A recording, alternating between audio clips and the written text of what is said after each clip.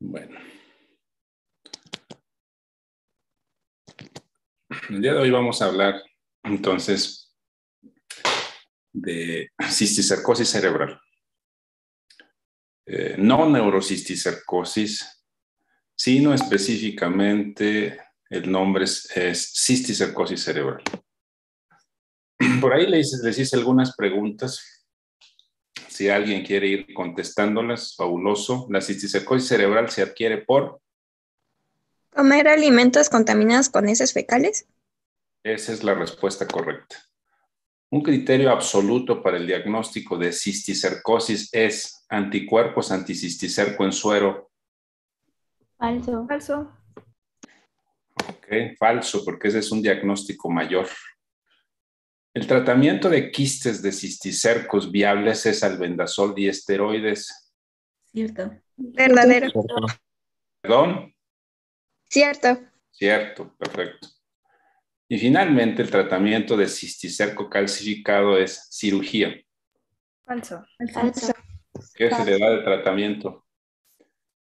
Nada, solo se le dice al paciente, bueno, como que se tranquiliza al paciente, que no tiene nada, no le va a pasar nada. Nada, exactamente. Bien. La teniasis, para hablar de cisticercosis, vamos a revisar rápidamente el tema de teniasis. Como ustedes saben, la teniasis es una enfermedad parasitaria originada pues, por una gran variedad de parásitos. En nuestro medio, lo más común es el Taenia solium, transmitido a través de los cerdos, pero también se tiene el Taenia saginata, transmitido a través de el ganado bovino, y la Taenia asiática son lo más común que se presenta. Esta parasitosis tiene una distribución mundial. Latinoamérica, la península ibérica, Asia y África son las zonas de mayor incidencia de esta enfermedad. En México había una gran incidencia hace quizás 20 años, pero ustedes recordarán que periódicamente, bueno, no sé si en la actualidad todavía, pero al menos hasta hace 3 años se hacían campañas de vacunación. Bueno, se les llamaba Semanas Nacionales de Salud. En esas Semanas Nacionales de Salud incluso los invitaban a ustedes como estudiantes de medicina para que ayudaran a vacunarse, ponían el esquema de vacunación, se daba tratamientos antiparasitarios, se daban pláticas de salud, y esos tratamientos antiparasitarios que se daban hizo que esta enfermedad disminuyera drásticamente en el país. Por supuesto que hay todavía zonas endémicas dentro de algunas zonas del país también, pero en general disminuyó la incidencia. Esta parasitosis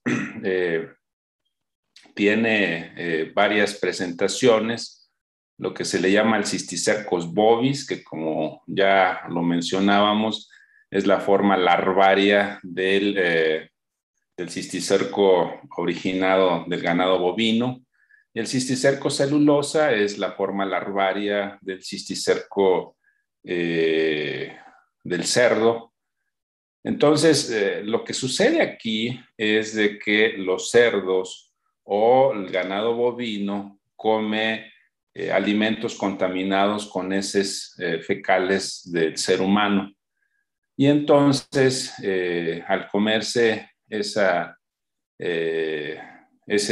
alimento, lo que va a suceder es de que van a ingerir los huevecillos, la oncoesfera, y esta se va a desprender en el intestino y va a introducir el parásito que va a su vez a alojarse en el músculo del animal.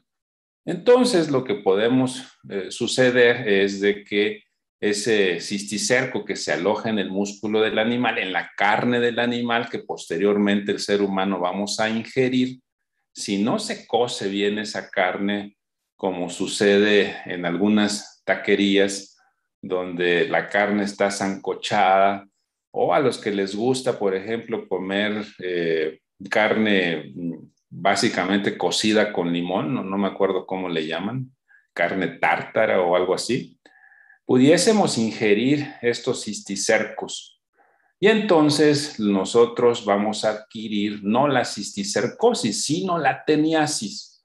Si nosotros ingerimos carne mal cocida o cruda que esté contaminada con cisticercos, la enfermedad que vamos a adquirir entonces es la teniasis. Esta teniasis, pues, es lo que antes se le conocía como la solitaria, ¿no? Es un parásito que crece de un tamaño impresionante en el intestino humano, puede llegar a medir hasta 10 metros. Tiene una cabeza donde se encuentra una estructura que se llama escólex, que tiene ganchos y que se adhiere al intestino, y de ahí se está nutriendo por ósmosis.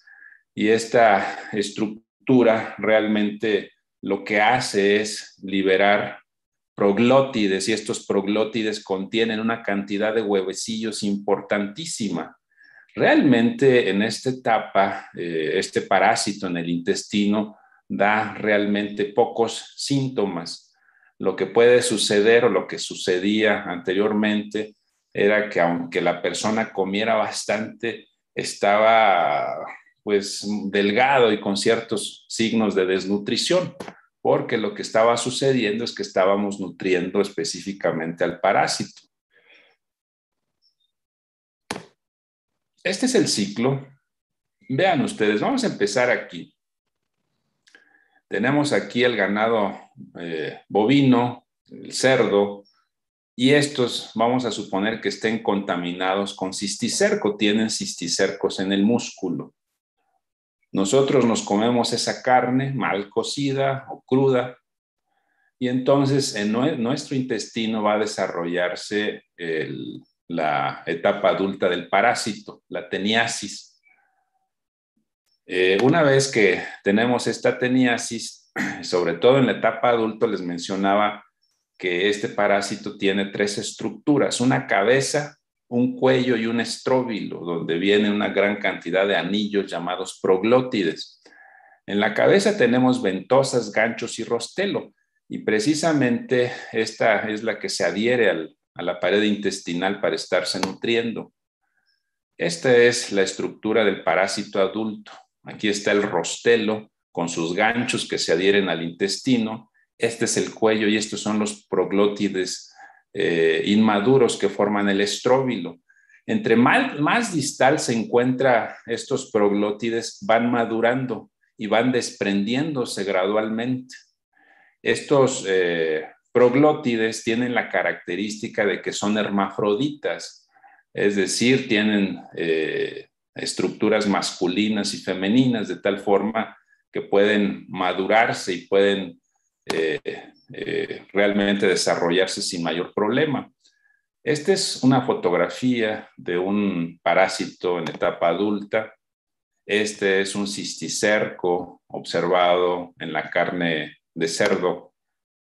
En la tenia adulta, entonces, produce proglótidos, y estos se van desprendiendo y salen por las heces fecales en forma de huevecillos, que son las oncosferas.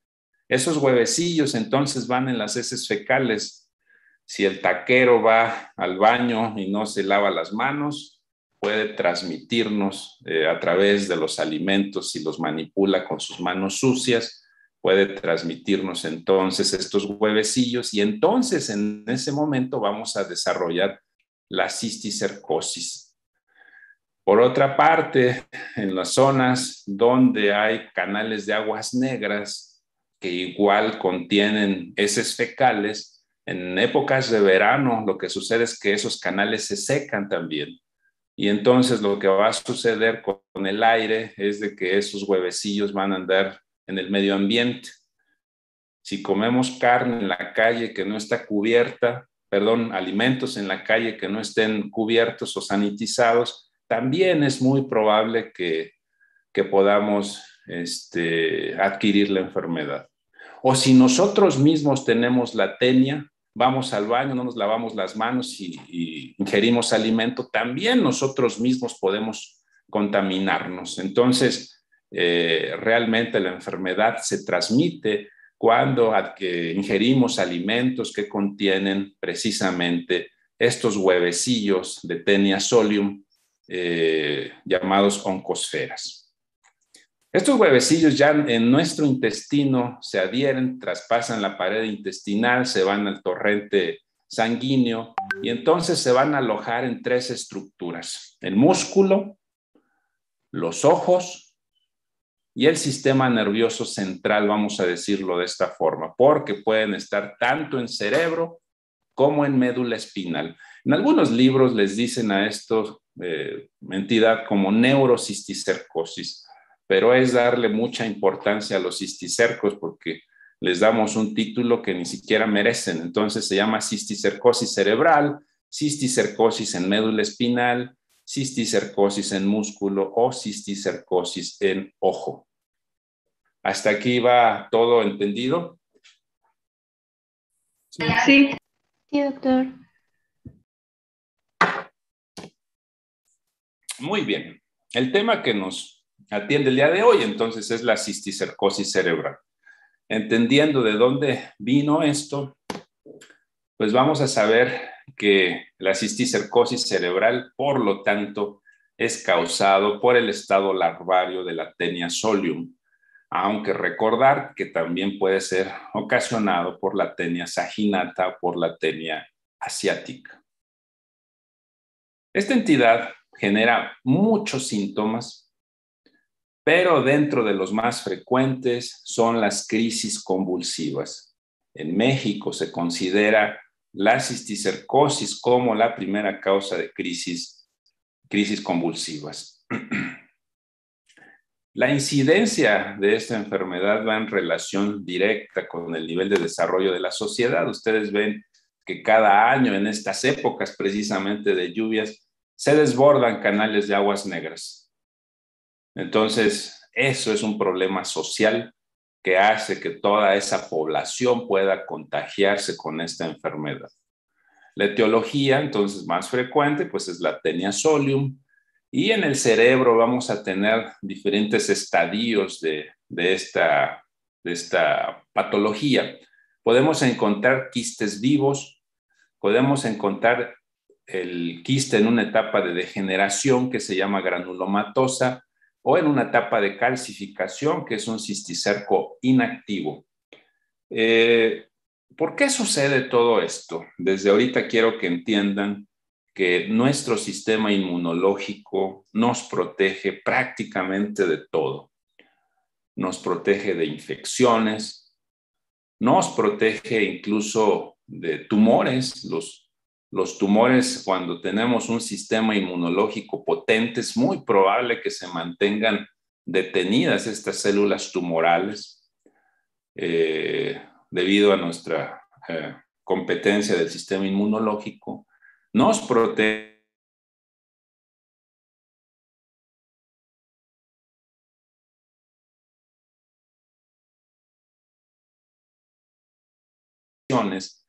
y vamos a suponer que nos vamos, se nos antojan unos tacos de la calle y nos los comemos y tenemos la mala suerte de que el taquero fue al baño y no tuvo dónde lavarse las manos y tenemos la mala suerte de que padecía teniasis.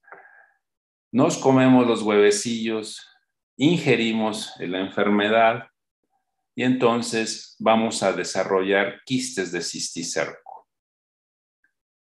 Nuestro sistema inmunológico entonces va a englobar a este quiste de cisticerco, lo va a degenerar. Entonces esa es la etapa granulomatosa y lo va a calcificar. Entonces estas 3 etapas, o más bien las 2 últimas, son generadas precisamente por nuestro sistema inmunológico.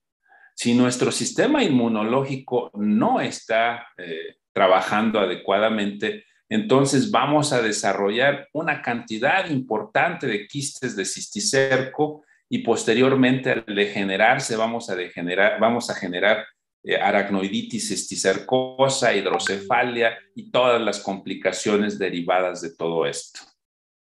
Pero esta es lo que normalmente debería de suceder si tenemos nuestro sistema inmunológico viable. Para hacer el diagnóstico de la enfermedad tenemos 4 tipos de criterios. Los criterios absolutos, los criterios mayores, los criterios menores y lo que se denomina criterios epidemiológicos. Todo esto lo van a encontrar en las guías de práctica clínica del CENETEC. Ustedes se meten a internet, le ponen cisticercosis, CENETEC, y van a encontrar las guías de práctica clínica que rigen aquí en México el tratamiento de las enfermedades, de algunas, porque no están todas las enfermedades. Los criterios absolutos son básicamente 3, y es básicamente la demostración histológica, es decir, operamos un paciente con un quiste, lo extraemos, lo mandamos a analizar con el patólogo y nos diagnostica que es un quiste de cisticerco. Este es un criterio absoluto. Si vemos lesiones en tomografía o en resonancia magnética, lesiones quísticas con una zona mural llamado Scolex, entonces también es un criterio absoluto. Si revisamos el fondo de ojo y visualizamos un cisticerco, es otro criterio absoluto. Esta es la característica que encontramos a nivel de la histopatología, pero les digo, aquí tenemos que extraer el cisticerco. Estos son un criterio radiológico. Vean ustedes, es el mismo paciente, es la misma imagen, una zona quística con un nódulo mural. Vean, aquí está el nódulo mural. Vean, aquí está el nódulo mural. Entonces es otro criterio absoluto. Y esta es una imagen al tratar de explorar el fondo de ojo. Vean ustedes la presencia de un cisticerco. Existe otro grupo de criterios, son 4 llamados criterios mayores. Cuando vemos una tomografía o una resonancia y la lesión es altamente sugestiva, a lo mejor no alcanzamos a ver el Scolex, pero vamos a decir que tiene una zona no tan regular en las paredes y entonces nos sugiere que puede ser un cisticerco. Cuando le hacemos análisis de sangre y mandamos detectar anticuerpos anticisticerco en suero y sale positivo, es un criterio mayor. Eso es una de las preguntas del examen. Entonces tenemos criterios absolutos y tenemos criterios mayores. Si tenemos un quiste diagnosticado en tomografía, resonancia y le damos tratamiento con albendazol y esta lesión disminuye e incluso desaparece, también se considera un criterio mayor. O si vemos una lesión quística de tamaño mediano, pequeño, y en una tomografía o resonancia de control, 1 mes o 3 meses después, vemos que la lesión desaparece, también se considera criterio mayor. Existen también 4 criterios menores cuando tenemos otras lesiones que son compatibles con cisticercos en neuroimagen, pero no se encuentran en una localización habitual, entonces también se considera criterio menor. O cuando tenemos manifestaciones clínicas sugestivas, ahorita les voy a mencionar cuáles son esas manifestaciones clínicas. Si le hacemos una punción lumbar, extraemos líquido cefalorraquídeo, le mandamos a hacer la prueba de ELISA para cisticercosis y esta sale positiva, también es un criterio menor. O si encontramos cisticercos en músculo, cisticercos o imágenes sugestivas en médula espinal, también se considera un criterio menor. Y finalmente tenemos uno de los criterios más débiles, que son los criterios epidemiológicos, Sí tenemos evidencia, por ejemplo, de que en la familia hay alguna persona que ya se haya diagnosticado con teniasis, por ejemplo, o de que vivamos en zona endémica. México es una zona endémica. O cuando viajamos a zonas endémicas como Brasil, la India, países africanos, países asiáticos, entonces también se considera criterio epidemiológico. Y entonces, ya teniendo en cuenta todos estos criterios, las manifestaciones clínicas que mencionábamos en los criterios menores son estas. Número 1, hipertensión intracraneal. La hipertensión intracraneal puede ser por dos causas. Puede ser por efecto de masa, porque tengamos un cisticerco ahí quístico grande, o puede ser por hidrocefalia. Si el cisticerco está en una zona elocuente, podemos tener déficit neurológico focal. Si los quistes de cisticerco se van hacia las cisternas basales y entonces se rompen y liberan ese líquido irritante, se genera una enfermedad que se llama aracnoiditis basal. Y esa aracnoiditis basal nos va a generar múltiples síntomas. Parálisis de los nervios motores oculares, lateropulsión, cefalea crónica, a veces signos de irritación meningia y sobre todo crisis convulsivas. Entonces, estas son las manifestaciones clínicas sugestivas. Ya teniendo esos diagnósticos en consideración, el diagnóstico definitivo se puede hacer en dos situaciones. Cuando tenemos alguno de los criterios absolutos, con uno solo es el diagnóstico definitivo. O cuando tenemos dos criterios mayores, un criterio menor y un criterio epidemiológico. También se considera diagnóstico definitivo en este segundo caso. Se considera diagnóstico probable cuando tenemos un criterio mayor y uno menor, cuando tenemos uno mayor, un menor y uno epidemiológico, o cuando tenemos tres criterios menores y un criterio epidemiológico. Por supuesto, a nosotros siempre lo que nos interesa es el diagnóstico definitivo, entonces grábense esto, por favor. Existen otras lesiones que nos pueden generar confusión, y entonces las puse aquí en lo que se denomina diagnóstico diferencial. El primero de ellos es muy frecuente, es el quiste aracnoideo. Vean ustedes aquí en el lado izquierdo, en la punta del lóbulo temporal, que de hecho está desaparecido, hay un quiste que se va prácticamente hasta la cisterna basal. Esto es muy común, estos quistes son congénitos, es decir, desde nacimiento se aprecian y en la mayoría de los casos no generan ningún síntoma.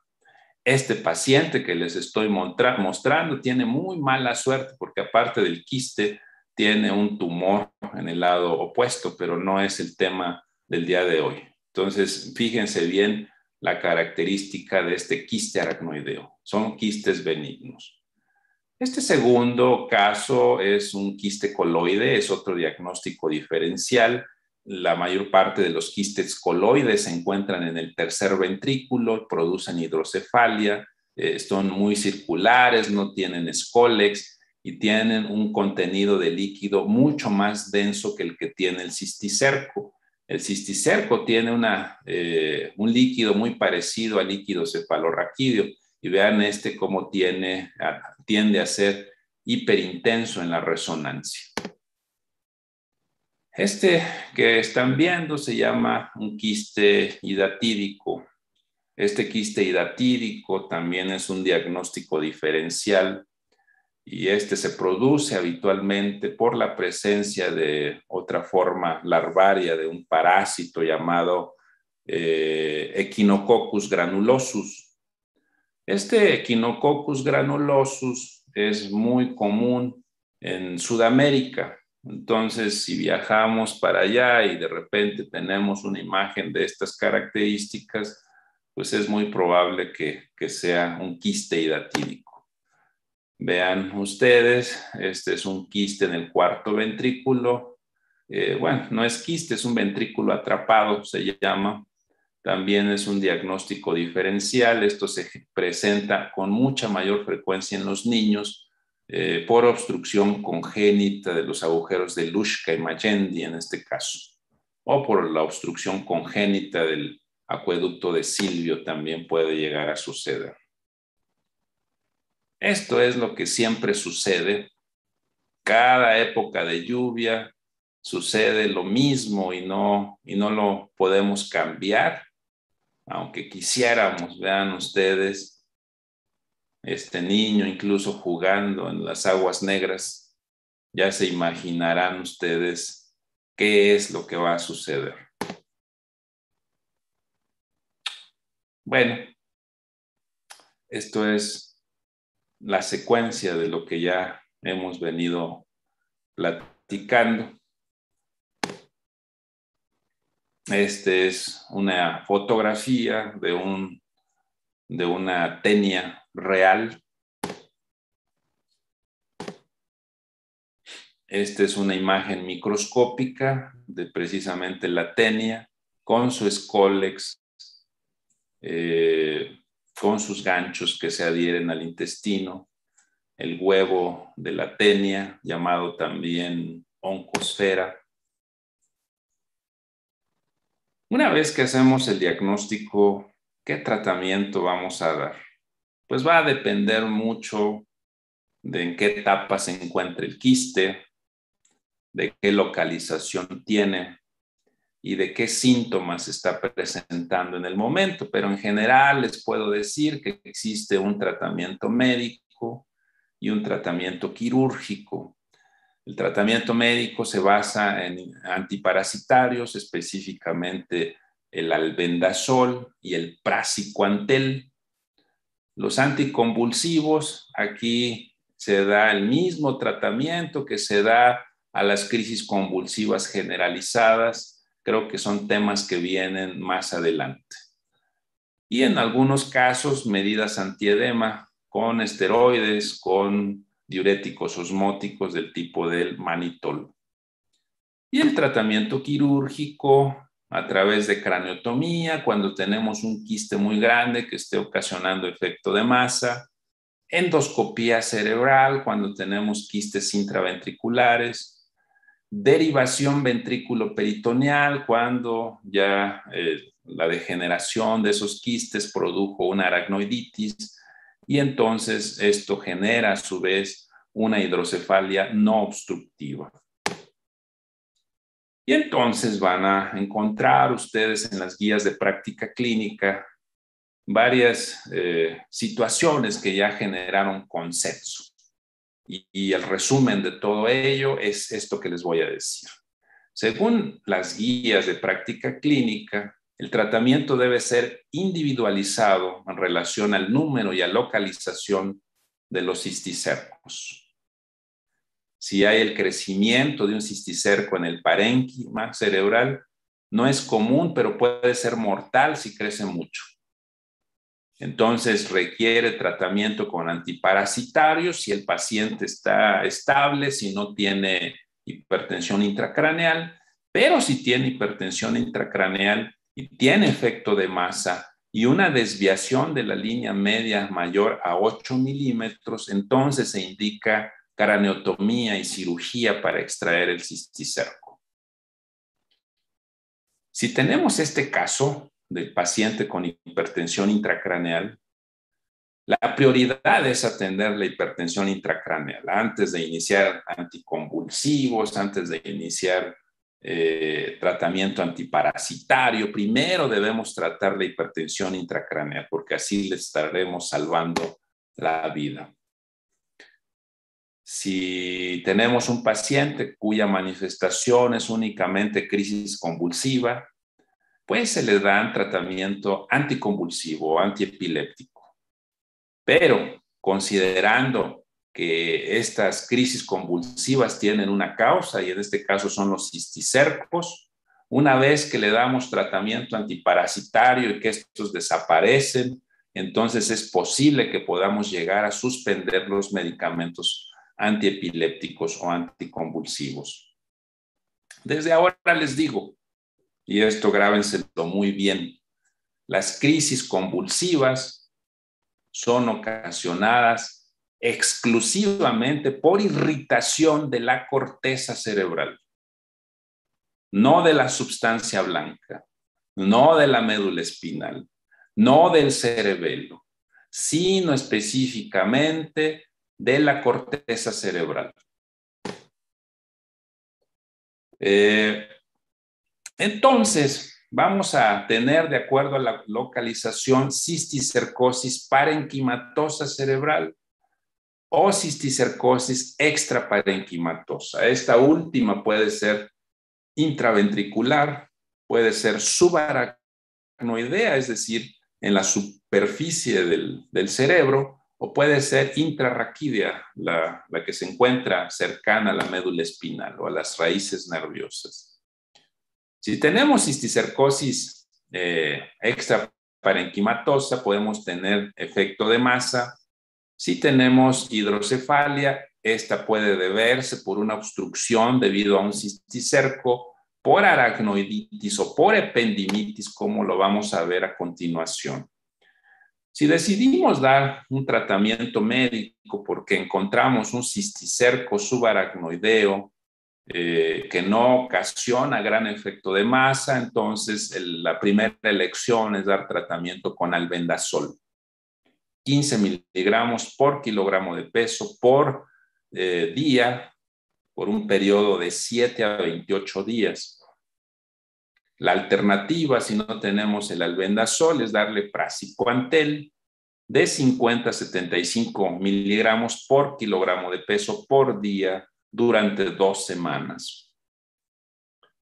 Es importante que cuando tenemos quistes de cisticerco grandes, es conveniente muchas de las veces ingresar al paciente por algunos días para iniciar el tratamiento antiparasitario y al mismo tiempo administrar dexametasona intravenosa por unos 5 a 10 días, debido a que el momento de que el quiste empieza a morir, libera una sustancia, libera el contenido, y este es muy irritante y puede ocasionar edema cerebral importante. Tratamiento quirúrgico, podemos hacer craneotomía para extracción de quistes, podemos implantar una válvula, un sistema de derivación ventrículo-peritoneal, o podemos hacer una endoscopía cerebral.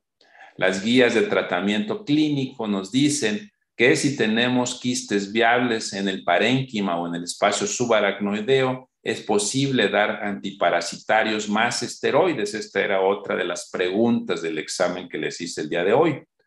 Si tenemos quistes en degeneración, en fase granulomatosa, únicamente se les da seguimiento radiológico. A lo mejor le hacen una tomografía o una resonancia cada mes. Si la degeneración está produciendo edema cerebral, pues entonces les damos esteroides o diurético. Si tenemos quistes calcificados, no requieren ningún tratamiento. Realmente el hecho de tener quistes calcificados o no tenerlos da exactamente lo mismo. Y por cierto, antes de pasar a lo siguiente, alguien que me diga cómo distingo una calcificación por cisticerco de una calcificación fisiológica o normal. Que las fisiológicas o normales están cerca de la línea media. Exacto, ya se los había dicho yo previamente, las calcificaciones fisiológicas o están en la línea media, vamos a decir la glándula pineal, calcificación del seno longitudinal superior, o están en forma simétrica, es decir, hay una acá al lado de la línea media en forma simétrica, como sucede con las calcificaciones de los plexos coroides. Todo el resto de calcificaciones que no sigan este patrón se pueden considerar quistes de cisticerco. ya calcificados. Cuando tenemos cisticercosis intraventricular, la indicación es hacer endoscopía. Cuando tenemos quistes subaracnoideos, antiparasitarios más esteroides. Cuando tenemos hidrocefalia con quistes no visibles, derivación ventrículo-peritoneal. Cuando tenemos cisticercosis espinal que esté ocasionando sintomatología, se hace cirugía para extracción de los quistes. Finalmente, ¿sí tenemos tiempo todavía o ya no? Sí, todavía. Tenemos una mujer de 29 años con un cuadro de 3 semanas de evolución, con dolor de cabeza, vómito y alteraciones de la marcha. A la exploración clínica encontramos edema de papila que nos corrobora el síndrome de hipertensión intracraneal. Y la paciente pues es muy joven, no tiene realmente antecedentes de enfermedades previas. Se le hace este estudio de tomografía y tiene signos ya de dilatación ventricular, tiene signos de hidrocefalia. Ya ustedes vieron de qué se trata el diagnóstico de hidrocefalia. Esta es una resonancia magnética y lo que quiero que vean aquí en el acueducto de Silvio hay una hiperintensidad. Esta hiperintensidad en el acueducto de Silvio se debe a una ependimitis o aracnoiditis en esa zona. En este caso, bueno, pues lo que hacemos es una endoscopía cerebral para explorar precisamente ese acueducto de Silvio. Introducimos el endoscopio. Ya les había mostrado un video previamente de esto. Entramos al sistema ventricular. Es un procedimiento sumamente rápido. Plexos coroides, foramen interventricular, justo por ahí entramos, para llegar al tercer ventrículo. Una vez que llegamos al tercer ventrículo, lo que quiero que vean aquí es el acueducto de Silvio, está totalmente enrojecido. Esto. Y está cerrado. Y eso es lo que está ocasionando la hidrocefalia. Lo que sospechamos es de que aquí se instauró un quiste de cisticerco, aquí se degeneró y produjo todo este proceso inflamatorio que cerró el acueducto de Silvio. Vean ustedes, está totalmente ocluido. En este caso, lo que hicimos pues es una tercer ventriculostomía, hacemos una apertura en el piso del tercer ventrículo, ahí está, y el problema está realmente solucionado. Es una cirugía muy rápida de unos 15 minutos. Caso número 2, es una mujer ya de 61 años, ella ya había sido operada hace 6 años por una hidrocefalia. No se sabía por qué, le pusieron una válvula, no se la pusimos nosotros, se la pusieron en otro hospital. Y en esta ocasión, pues llega con cuadro de hipertensión intracraneal, se le hizo un estudio de imagen y se detectó hidrocefalia nuevamente. Lo que se hace en estos casos es cambiar la válvula. El problema es de que se le cambió la válvula, funcionó únicamente por 3 días y volvió a fallar. Y esta es una tomografía de control. Vean ustedes, esta es la punta del catéter de la válvula instaurado en el ventrículo lateral derecho. Vean ustedes. Y el resto está dilatado. Esto también se le llama ventrículo atrapado, porque un ventrículo está vacío y el resto está dilatado. En estos casos, lo que normalmente o lo que se acostumbra a hacer es poner una válvula del otro lado.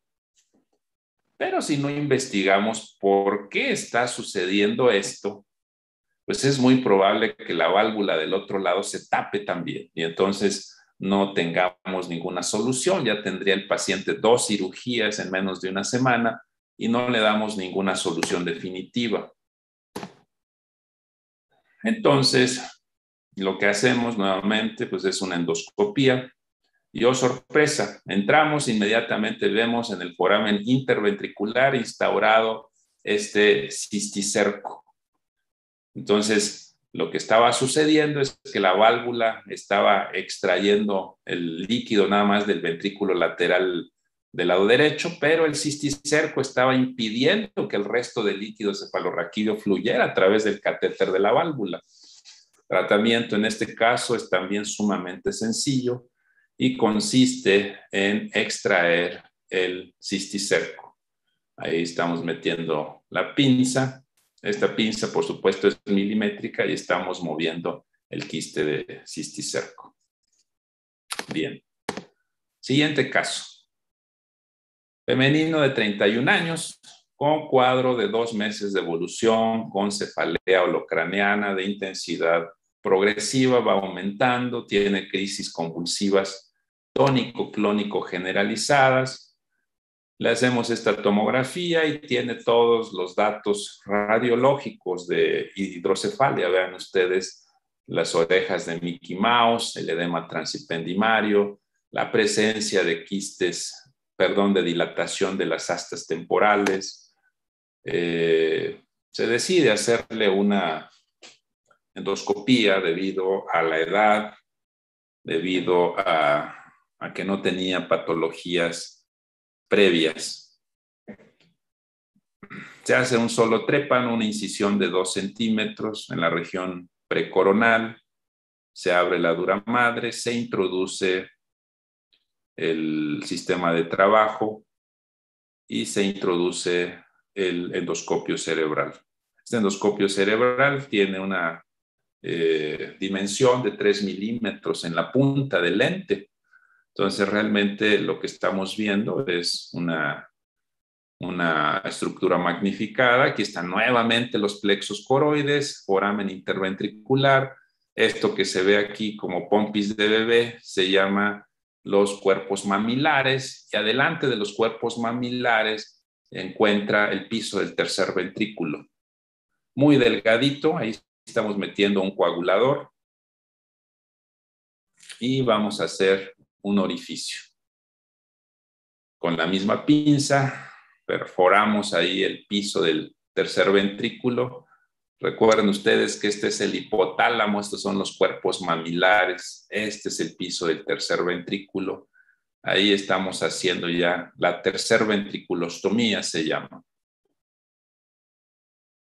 No habíamos sospechado de cisticercosis en este caso, porque en el estudio de tomografía no se veía absolutamente nada, no se veían quistes, no se veía nada. Y aquí al entrar al sistema ventricular tampoco se ve nada. El problema va a ser en el momento en que nos dirigimos a revisar la tercer ventriculostomía. Vean ustedes, salió un cisticerco de ahí de la base del cerebro. Si no hubiéramos hecho este procedimiento, seguramente los cisticercos se hubiesen quedado ahí. Voy a adelantar un poquitito porque no era un cisticerco único. Realmente lo que hicimos fue extraer este cisticerco y entrar. Aquí entramos ya a las cisternas de la base y vean cómo está lleno de cisticercos. Sacamos 5 cisticercos en esta ocasión. Cisticercosis múltiple.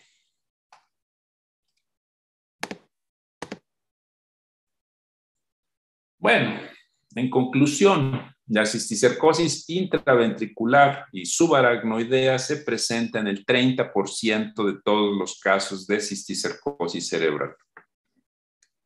El pronóstico es malo porque, a diferencia de la cisticercosis parenquimatosa, donde los antiparasitarios actúan bastante bien, en esta zona los antiparasitarios no actúan adecuadamente y aparte, cuando se rompen los quistes de cisticerco en el sistema ventricular o subaracnoideo, producen una irritación bastante importante. Cuando estos quistes se encuentran intraventriculares, tienen predominio por el asta occipital y por el cuarto ventrículo. Y todos estos casos de cisticercosis intraventricular o subaracnoidea en algún momento de la evolución desarrollan hidrocefalia. caso específico de la cisticercosis intraventricular, el tratamiento de elección es la endoscopía, la extracción endoscópica de esos quistes viables. No sé si tengan alguna duda hasta aquí. Yo sí, doctor. Dime. Bueno, es que entendí que cuando está, por decirlo así, el cisticerco vivo, va a estar liberando una sustancia, creo que se llama, sí, una sustancia. Sí. El Y contenido del cisticerco, el contenido del quiste es una sustancia irritante. No es un líquido normal, es una sustancia irritante. es que yo vi que tenía un líquido, bueno, secretaba un líquido que se llamaba, creo que era estatina o algo así. Y pues lo que hacía era de que no dejaba producir una inflamación, pero cuando moría, pues deja de producir el líquido, ¿verdad?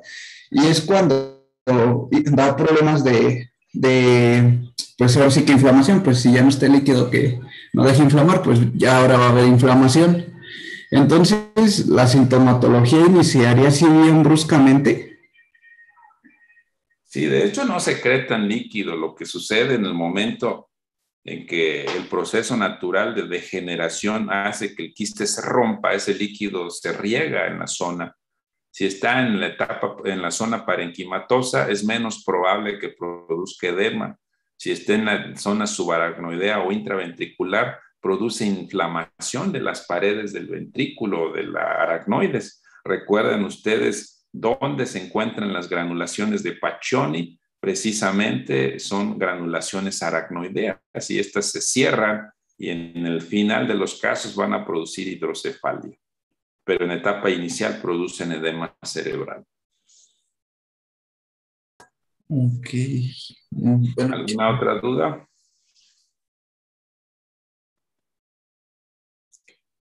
Bueno, en este último examen les fue, creo yo, un poquitito mejor. Todavía no estoy satisfecho. Necesito que se pongan a estudiar más bien el examen final. Y ese tiene dos características. Primero, que considerando de que a este punto ya están llevando más clínica, pues el examen va a constar de una cantidad importante de casos clínicos para que desarrollen su criterio médico. En segundo lugar, va a ser un poquito más difícil porque va a venir de todo, va a venir del primero y del segundo parcial, incluyendo de la última etapa de las clases. Ya aquí no va a haber justificación de que no vimos esta clase, no vimos la otra. Y finalmente, pues tiene una mayor validez en cuanto al porcentaje de la calificación. Entonces necesito que se pongan a estudiar ahora sí exhaustivamente todos los días de aquí al examen final. Esta semana tenemos otras 3 clases, si no me equivoco. Desafortunadamente, por estas épocas se reiniciaron los congresos de la especialidad, entonces esta semana voy a estar en otro congreso y las clases van a ser virtuales esta semana. La siguiente semana ya van a ser presenciales. Entonces nos vamos a poner de acuerdo en la semana para estas clases virtuales. Pero les encargo muchísimo que se pongan a estudiar al doble de lo que venían haciéndolo, porque si no, no vamos a alcanzar a aprobar. ¿De acuerdo? Sí, doctor. Entonces, que tengan un bonito día. Gracias, doctor. Igualmente, doctor. Gracias, Hasta buen luego. día. Igualmente.